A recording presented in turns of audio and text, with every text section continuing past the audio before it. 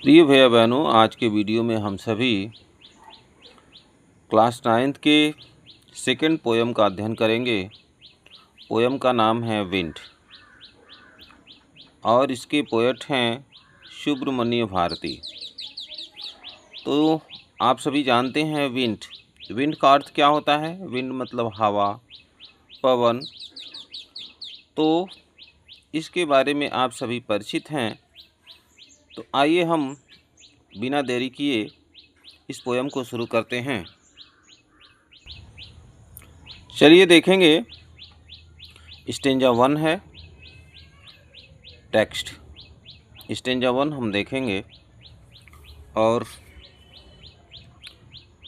क्रमशः इसमें जो भी डिफ़िकल्ट वर्ड है उसको ध्यान से समझेंगे। तो यहाँ देखेंगे, wind come softly, don't break the shutters of the window, don't scatter the papers. तो इसमें यहाँ देखेंगे पोएट क्या कहना है। यहाँ देखेंगे, विंड कम सॉफ्टली, हे पवन, कम सॉफ्टली मतलब धीरे धीरे आओ। यहाँ पर कवि कहते हैं कि हे पवन धीरे धीरे आओ, विंड कम सॉफ्टली यानी हे पवन धीरे धीरे आओ, या हे हवा तुम धीरे धीरे आओ। Don't break the shutters of the window. आगे देखेंगे, don't break the shutters of the window,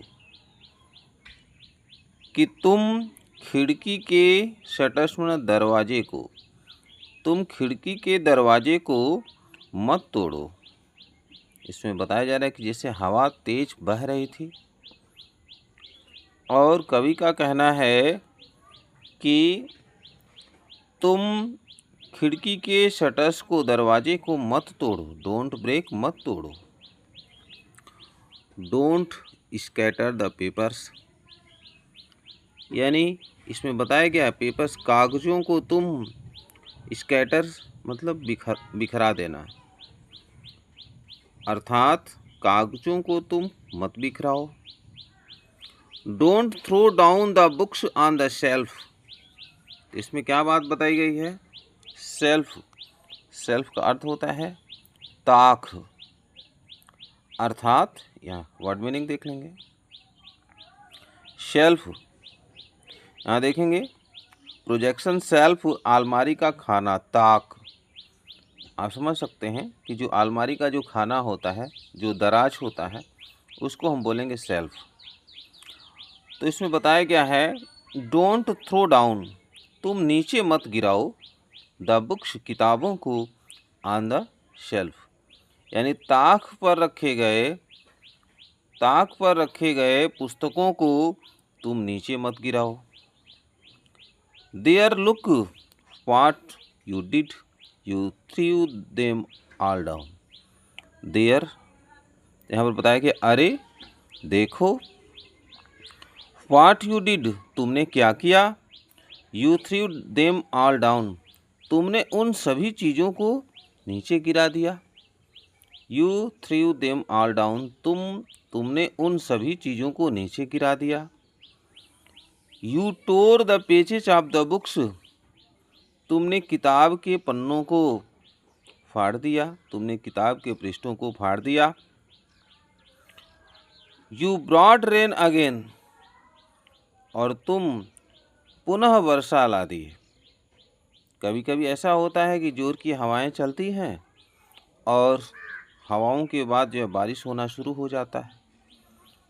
तो वही बात यहाँ पर दिया हुआ है, यू ब्रॉट रेन अगेन, तुमने पुनः वर्षा ला दिया। You are very clever at poking fun at weaklings.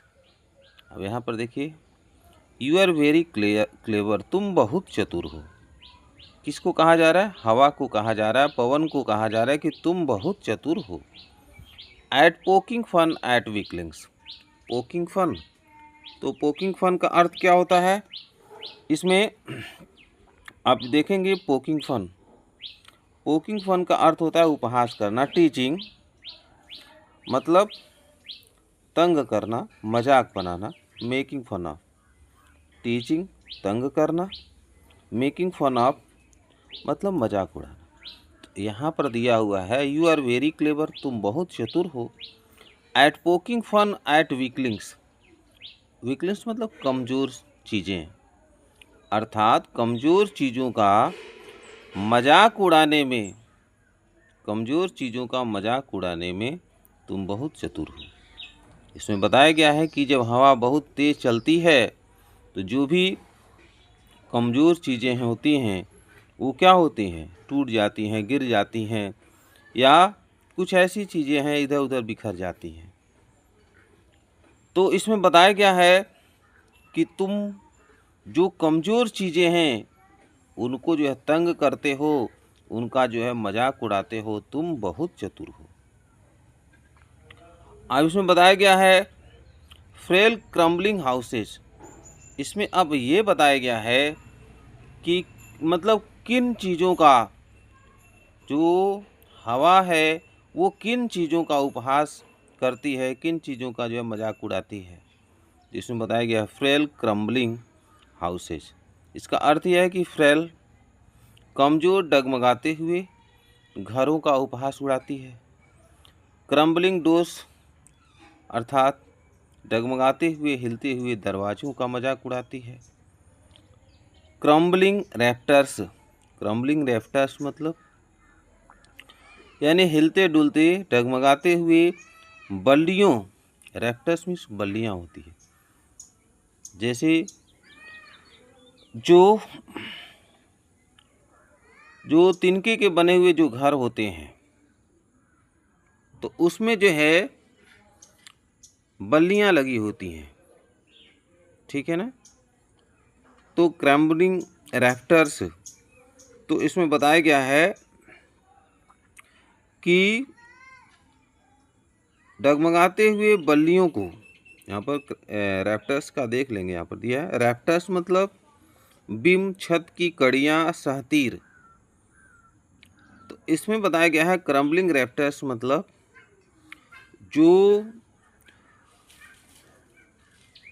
जो आप देखते हैं जो तिनके का जो बना हुआ जो घर रहता है जिसे हम मड़ई बोलते हैं, उसमें जो है सहारे के लिए बल्लियां लगी होती है, उसी को बोलते हैं रैफ्टर्स।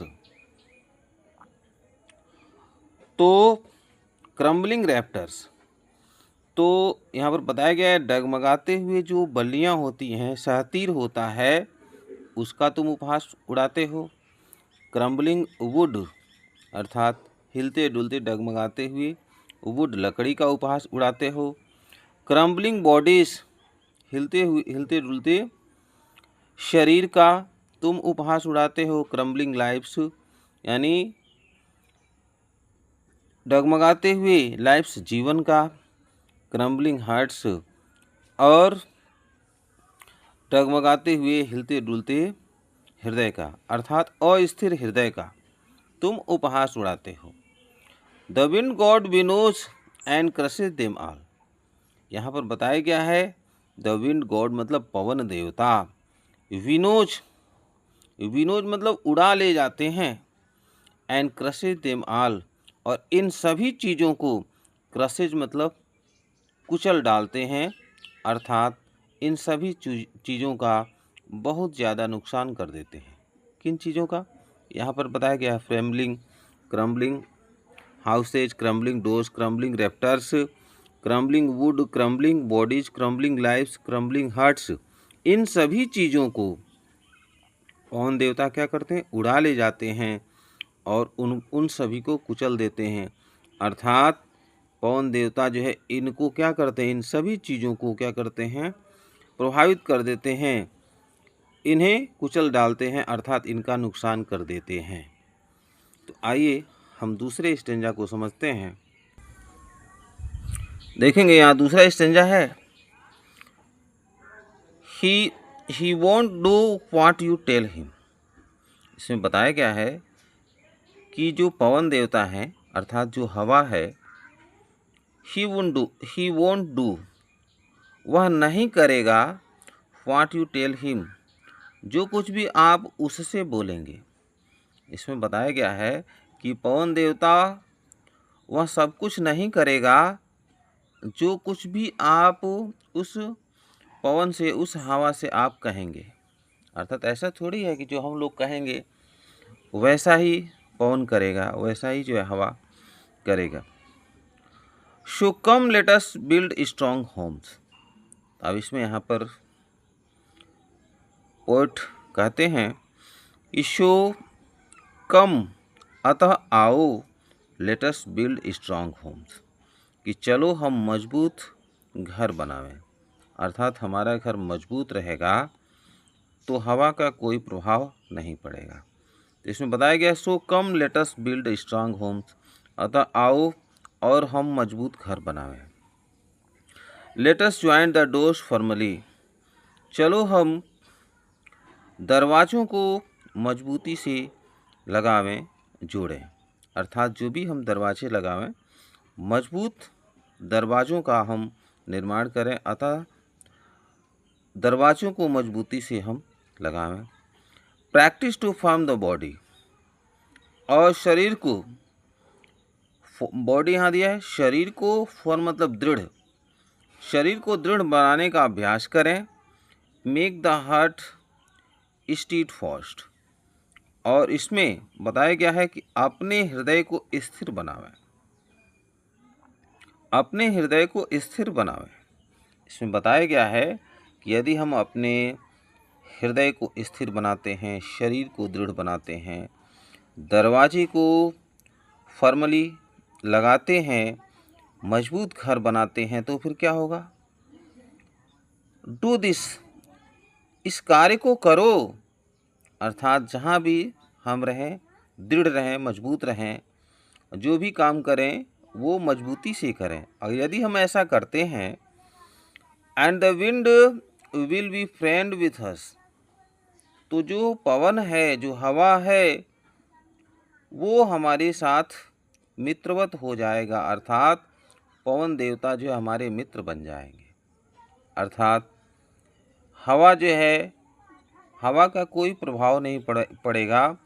The wind will be friend with us, और हवा जो है हमारा मित्र बन जाएगा। The wind blows out weak fires, यहाँ पर बहुत बढ़िया उदाहरण दिया गया है। The wind blows out weak fires, जो कमज़ोर आग रहती है, अर्थात कमज़ोर आग की जो लपट होती है, हवा क्या करती है? ब्लोज, बुझा देती है। जैसे कि आप देखते हैं, कोई कैंडल जलाया गया है और हवा बहने लगती है तो वह बुझ जाता है। लेकिन अगर मान लीजिए कोई घर जल रहा है, अगर कोई मान लीजिए तिनके का बना हुआ कोई झोपड़ी जल रहा है और तेज हवा बहने लगी, तो फिर क्या होगा? आसपास की अन्य झोपड़ियां भी जल जाएंगी, कि आग का प्रभाव बहुत तेज हो जाए, आग की लपटें और तेज हो जाएंगी। इसमें दो कारण बताया गया है। यहाँ देखेंगे the wind blows out weak fires, मतलब हवा क्या करती है? कमजोर आग को बुझा देती है।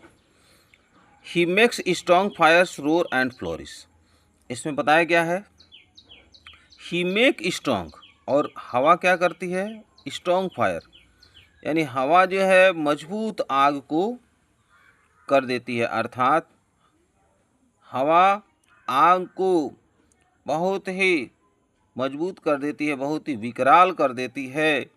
रूर, जिसमें गर्जना आ जाती है। एंड फ्लोरिश, और वो आग बढ़ने लगती है। फ्लोरिश का अर्थ यहाँ पर देखेंगे दिया हुआ है, फ्लोरिश इंक्रीज, फलना फूलना बढ़ना। इसमें बताया गया है कि अगर मान लीजिए अगर वीक फायर है, अगर छोटी अग्नि है, छोटा लौ है, तो क्या होगा? वो बुझ जाएगा। हवा का वेग पड़ेगा तो बुझ जाएगा। ही makes strong fire roar and flourish, अगर कोई तेज हवा बह रही है और कोई आग किसी चीज़ को जला रहा है, तो आग क्या होगा? स्ट्रॉन्ग रोर, मतलब और तेज बढ़ जाएगा। एंड फ्लोरिश, और आग फैलते जाएगा।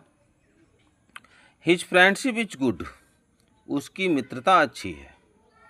We praise him every day, अर्थात यानी हवा से मित्रता अच्छी है।